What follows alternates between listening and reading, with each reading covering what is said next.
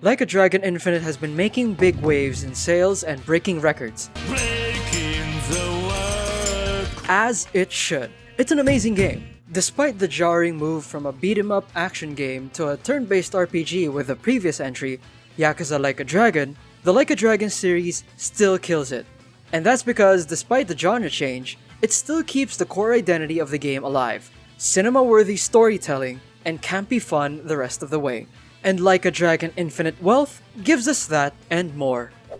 The game starts us off with Ichiban trying to live an honest civilian life after the dissolution of the two biggest Yakuza clans, Tojo and Omi.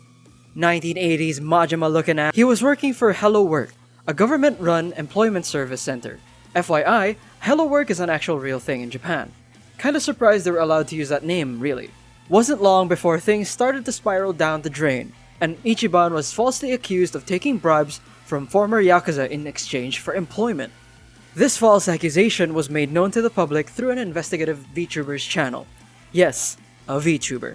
Infinite Wealth is set in 2023, so you'll see a lot of current pop culture references, especially when it comes to internet culture. Speaking of, subscribe to our channel if you haven't yet, by the way. Ichiban gets fired from Hello Work, and not only that, the people around him are also affected by his newfound infamy. He finds that the former Yakuza that he got honest employment for were going back to the Yakuza through the Seiryu clan. He bursts into their offices, and one thing leads to another, and he finds out that his mother is still alive and currently living in Hawaii, according to a higher-up from the Seiryu. Ichiban is then asked to go to Hawaii to meet up with his mother. He gets a passport, gets on a plane, bing bam, Hawaii time. Now you may be thinking, wow, that took a while to get us to Hawaii? And yes, it kinda did. It's probably my one complaint when it comes to the story of Infinite Wealth. It was a fairly slow start with me, constantly wondering, okay, where's Hawaii? As they were setting up the story. It's a stark contrast to the previous entry, Gaiden, which puts you into the action fairly quickly. Maybe slow starts just come with the territory of shifting to an RPG format, who knows.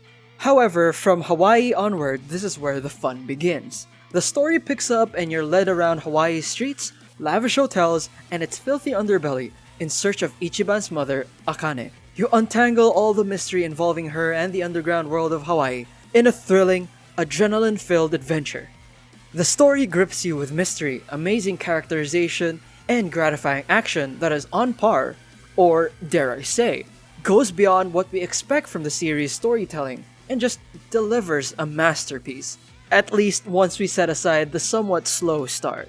The amazing story is accompanied by even better gameplay. We already mentioned that the game picks up from the previous entry's change to a turn-based RPG. Apart from the usual turn-based system that most people are already familiar with, Infinite Wealth implements its own spin on the system. During battle, you can move your character around within a given range as the enemy is also able to move around the field. This was absent in the previous game and is one of the biggest additions to Infinite Wealth's battle system. Your position and your enemy's position is vital for strategizing your attacks. For example, certain attacks can throw an opponent back, which could lead them to hit a wall, which can deal additional damage. Or hit another enemy, which deals damage to the enemy that was hit by the knocked back enemy. Being near a party member can also trigger a combo attack if you've bonded with your party member enough. More on that later. Positioning is important as skills also have different ranges and areas of effect. Having to be aware of positioning and AoEs somewhat reminds me of Chrono Trigger and how it implemented its battle system. It's a great way to keep the players on their toes so that the battles feel a little bit more active and don't feel too monotonous. We love the addition of movement as it really opens up the battle for more planning and strategizing. While we're talking about battles and monotony, we all kind of hate going back to the area of fighting some mob we're way too overleveled for. Well, Infinite Wealth has a feature called Smackdown. This feature lets you skip battles with mobs that you're too strong for and skips to the results screen, so you can still grab some money, items, and experience if you do encounter weaker enemies. A welcome feature. Thank you, RGG Studios. One thing that I was a little miffed about was how late in the game they decided to introduce job changing. Job changing was also present in the previous game and they kept it in for Infinite Wealth. It allows you to change a specific character's playstyle and skill set, which, again, helps keep things fresh. This feature was introduced in Chapter 6. To put it into perspective, there are only 14 chapters in the game, and I was already looking forward to going through the jobs in the early chapters. That aside, it is quite fun experimenting with the different jobs and the various skills that they come with. Also, it's really funny seeing Kiryu in all these different ridiculous costumes. 10 out of 10 game. We mentioned bonding with your teammates, and it really is kinda like... But jokes aside, one of the best things about RPGs is their focus on characterization and character development.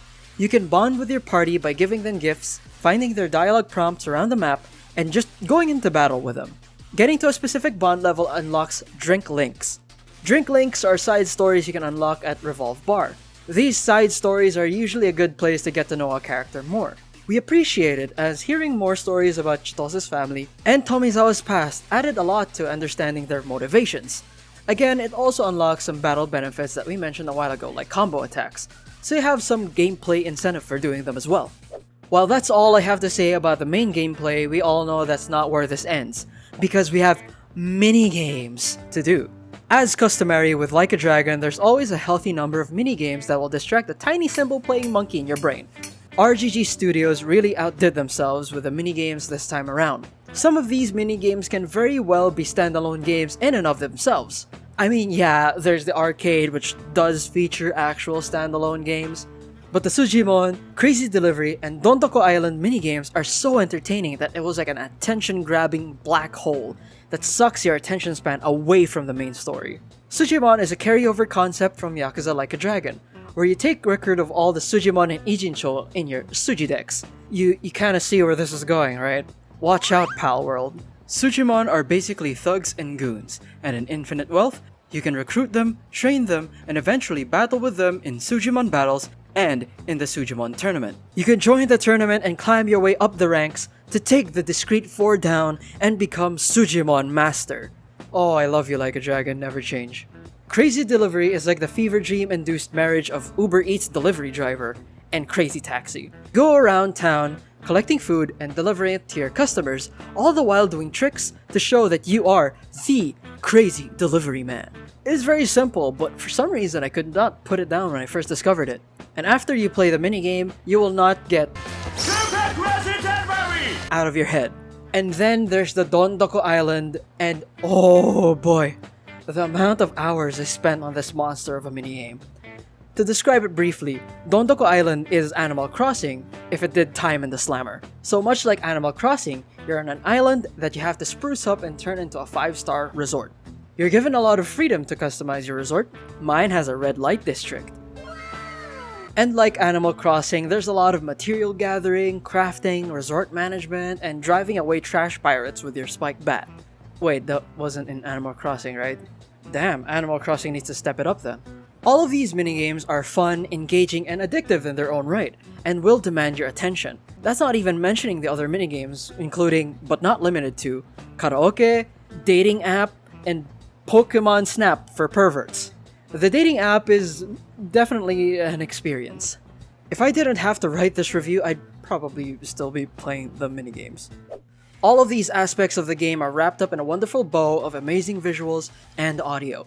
The visuals are stunning and convey the idea that Hawaii is paradise on Earth, with how beautifully rendered it is. Just one look at the beach and make you want to book a ticket to Hawaii.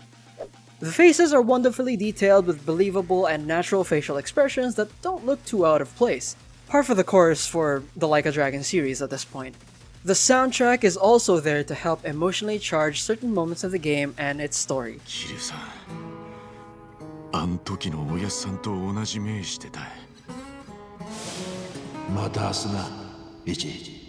It makes you feel like an action hero in battles and helps turn on the waterworks during the emotional cutscenes. I never did get tired of the battle themes as well.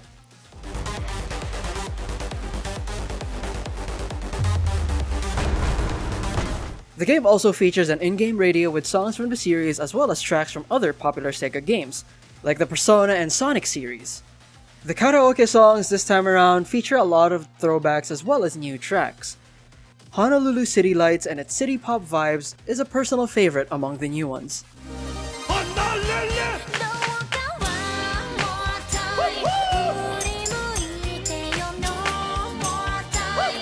The voice acting is amazing and is what you'd expect from a Like a Dragon game.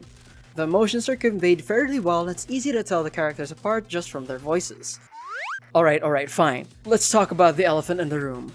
Respect to Young-Ye, he did very well when he voiced Pucci from JoJo, but he's just not Kiryu. He's not a bad voice actor, not at all. It just doesn't feel like a good match. I probably would have wasted away into nothing by now. It's quite a shame that we're in this situation when this is possibly one of the last times we see Kiryu in a main role in the series. The rest of the English voice actors did great though. Kiryu-san. Of all people. All in all, Like a Dragon Infinite Wealth is a masterpiece and deserves all the love and sales it's getting right now. It takes its lovable blend of serious crime drama storytelling and comedic campy gameplay and takes it to new heights. The changes they made improve the turn-based gameplay to be more engaging, and the addition of new minigames adds a lot of classic Yakuza-style fun into the mix. Seeing Kiryu and Ichiban team up feels like the real passing of the torch that we wanted to see, and for any fan of the Yakuza / Like a Dragon series, it's a must-play. You can finish the main story in around 40 to 50 hours, but with all the content that's jammed into this game, you'll probably find yourself playing far beyond the 40 to 50 hours you need to finish the story. We've only started the year and we've already got a strong contender for our Game of the Year. We're giving Like a Dragon Infinite Wealth a 9.2. What do you think of Like a Dragon Infinite Wealth? What's your favorite part of the game? Tell us about it in the comments below. Like and subscribe and we'll see you in the next one. Huh? Huh? Eh? Eh? Eh? Eh? どうなってんだこりゃ